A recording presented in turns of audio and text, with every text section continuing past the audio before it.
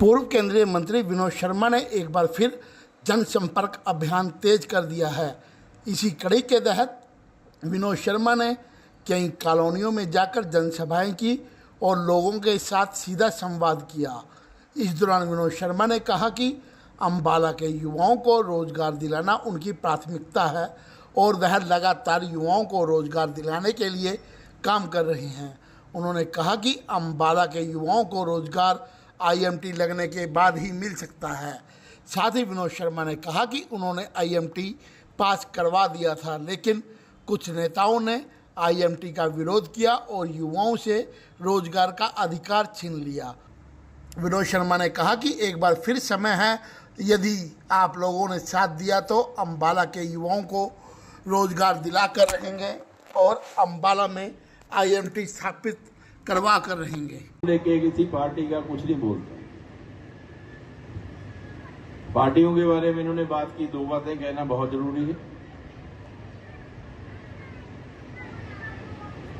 आज तो भाई कोई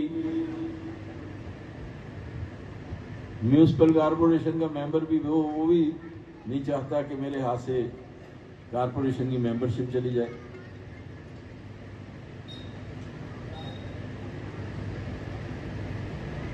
मैं तो जब IMT नहीं लगी,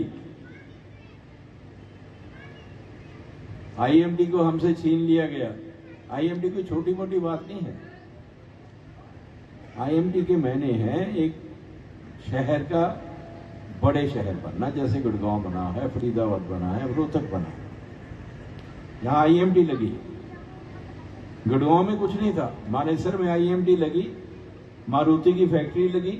अब मारुति से ऐसा काम उठा है, देख लो पिछले 40-45 साल में, 40 साल में गुड़गांव कहां से कहां पहुंच गया। इसी तरह हम चाहते थे कि यहाँ अम्बाला में लगे, रोहतक और अम्बाला में लगने लगी। अम्बाला की IMT को रोक दिया गया। रोहतक में IMT लगी है, 52,000 बच्चे काम कर रहे हैं वहां फैक्ट्रियों में। कुछ नहीं तो उस एरिया के 20-25 हजार तो होंगे।